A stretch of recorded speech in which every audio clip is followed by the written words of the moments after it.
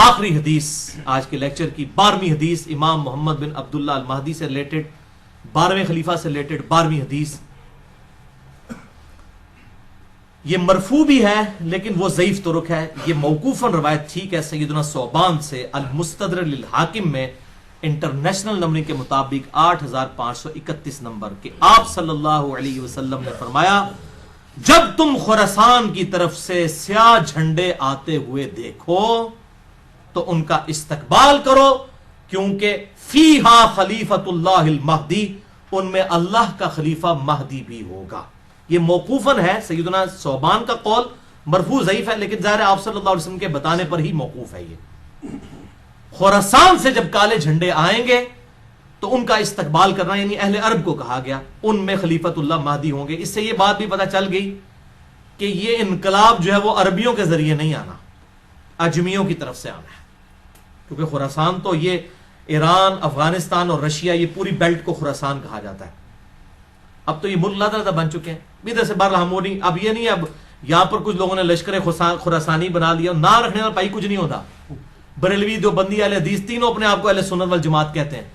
نام رکھنے سے کیا ہے؟ آپ شراب کی بوتل کے بعد روح افزا لکھ دیں تو وہ روح افزا بن جائے گی. کالا جھنڈا آپ اٹھا لیں تو آپ مہدی بن جائیں گے. نام بھی رکھ دیں اپنے بیٹے کا محمد عبداللہ، کسی کا بیٹے کا نام محمد رکھ دیں، ٹھیک ہے جی. کسی آمنہ نامی عورت کے ساتھ شادی کرے، بیٹے کا نام جو ہے عبداللہ رکھ دیں. اس طرح امام مہدی نہ بننا ہے، یہ اس طرح کی جعلی طریقے سے نہ تو کوئی خراسانی بننا ہے تو نہ کوئی یہ کالے جھنڈے اٹھانے سے ہونا ہے. یہ اللہ تعالیٰ امت کو خود بخود اس حوالے سے، ورنہ تو قادیانیوں کا پتہ ایم ٹی وی ہے، مسلم ٹی وی قادیانیوں کا ہے، تو نام تو انہوں نے ایم ٹی وی رکھا ہے، تو قادیانی کیا مسلمان ہے؟ تو اس طریقے سے اگر کوئی لشکر خراسانی رکھ کے جو ہے وہ مسلمانوں کا قتل عام شروع کر دیتا ہے اور وہ یہ کہتا ہے جی میں کوئی امام مہدی کے اس کے اوپر چل رہا ہوں، کالا جھنڈا بھی اٹھا لیا ہوا ہے، تو اس سے تو کچھ بھی نہیں بننا. یہ کالی پگڑی پہن کے تو نہیں کچھ بن جانا. یہ تو سارا میک اپ ہے، آپ کر لیں. وہ اشفاق احمد صاحب صحیح بات کرتے تھے کہ جس جہاز کا انجن خراب ہو چکا اس کو آپ پینٹ کر کے نئی سیٹیں لگا کے اڑا نہیں سکتے، انجن تو خراب ہے نا اندر سے. تو آپ یہ لیپا پوتی کر رہے ہیں، مولوی داڑھی لمبی لمبی رکھ لیں، پگڑیاں باندھ لیں، کرتے شلواریں اوپر اٹھا لیں، ٹخنوں سے گنے پہ اٹھا لیں، تلواریں اٹھا لیں. اس طرح کرنے سے کوئی محمد بن عبداللہ المہدی یا اس کے گروہ کا بندہ تو نہیں مان جائے گا. وہ تو جب معاملہ ہوگا اسی وقت ہوگا. اور اس طریقے سے آج کل یہ میں غزوہ ہند والی بھی اکثر لوگ پوچھتے ہیں، خصوصاً جماعت الدعوہ والے، لشکر طیبہ اور یہ باقی لوگ وہ روایت لے کے چل رہے ہوتے ہیں. وہ روایتیں تو اس کی تقریباً ساری ضعیف ہیں، صرف ایک ہی اس کی صحیح روایت موجود ہے سنن نسائی کے اندر، انٹرنیشنل نمبر کے مطابق 3177 نمبر ہے. ایک چیپٹر کا نام بھی امام نسائی نے باندھا ہے غزوہ ہند کے نام سے. اس میں ایک روایت ہے کہ آپ صلی اللہ علیہ وسلم نے فرمایا، سنن نسائی 3177 انٹرنیشنل نمبر کے مطابق. اور ایک انٹرنیشنل نمبرنگ جو چل رہی ہے وہ اس میں 3175 ہے، 2 کا فرق ہے. بل اس میں یہ روایت ہے کہ آپ صلی اللہ علیہ وسلم نے فرمایا میری امت کے 2 گروہ ایسے ہیں جو کہ اللہ تعالیٰ نے ان کو آگ سے آزاد کر دیا ہے. پہلا وہ کہ جو پہلا گروہ وہ جو کہ ہند کے غزوے میں شریک ہوگا. غزوہ کہتے ہیں لڑائی کو، کوئی بھی لڑائی ہو.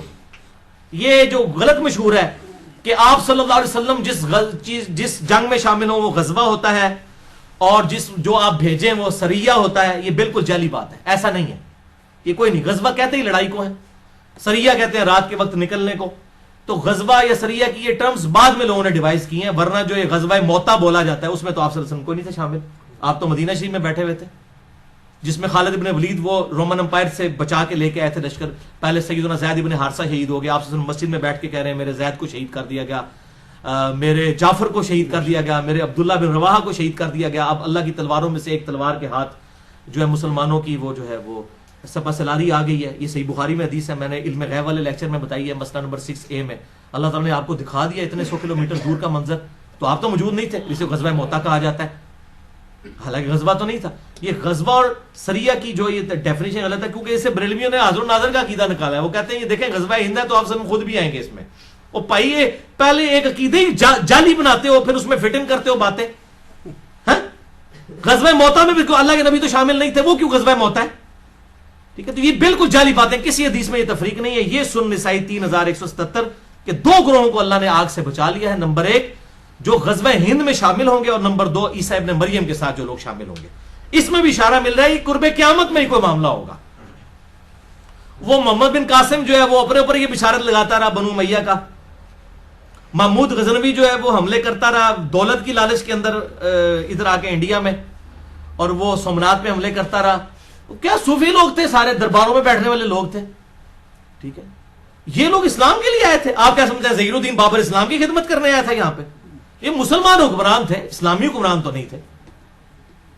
یہ اسی طریقے سے تھے جیسے چنگیز خان تھا، بس یہ تھا کہ ان کے ساتھ مسلمان کا ٹائٹل لگا تھا، باقی ہے تو مسلمان تھے. یہ ہم نہیں کہتے کافر تھے، لیکن اسلامی حکومتیں تو کوئی نہیں تھی. تو اس طریقے سے وہ محمد بن قاسم اپنے اوپر لگاتا رہا، اس کے بعد محمود غزنوی اپنے اوپر لگاتا رہا، آج لشکر طیبہ اپنے اوپر لگا رہی ہے. او پائیے قرب قیامت میں ہونا واللہ عالم یہ کس کے اوپر فٹ ہوتی ہے. اور باقی آپ کو تو ویسے ہی ہم بشارت دے دیتے ہیں، صحیح مسلم میں 553 نمبر حدیث ہے انٹرنیشنل نمبر کے مطابق، جس نے پورے خوشو گزو کے ساتھ وضو کیا اور 2 رکعت پڑھ لی تحیت الوضو جو ہے پوری توجہ کے ساتھ، اس پہ جنت واجب ہوگی. تسی پائی نہ بیڑی بیڑے شامل ہو تے نہ جناب تسی قسطنطینیہ دے حملے شامل ہو، تسی گھر بیٹھ کے پائی جنت دی بشارت لے لو. صحیح مسلم 553. اس بعد جو مرضی کرتے رہو. اس طریقے سے نہیں، وہ وقتی طور پہ ضرور جنت واجب ہو جائے گی، لیکن بعد میں بھی کرتوت دیکھنے ہوں گے. اللہ تعالیٰ کی کوئی اسپیشل پروٹیکشن ہو تو پھر ہی بندہ بچتا ہے. تو یہ اس طریقے سے لوگ جو بشارتیں فٹ کرتے پھرتے ہیں، یہ کوئی کنفرم نہیں ہے. میں نے آپ کو مشکات کا بتا دیا کہ اگر کسی کو شوق ہو تو یہ مشکات کا پورا چیپٹر جو ہے 3-4 چیپٹرز کٹھے ہیں، 142 احادیث ہیں انٹرنیشنل نمبر کے مطابق 5379 سے 5520 تک. یہ آپ قرب قیامت کی نشانیوں کے اوپر پڑھ لیں. اللہ تعالیٰ سے دعا ہے جو حق بات میں نے کہی اللہ تعالیٰ ہمارے دلوں میں راسخ فرمائے. اگر جس بات نے میرے منہ سے کوئی غلط بات نکل گئی تو اللہ تعالیٰ ہمارے دلوں سے محو کر دے.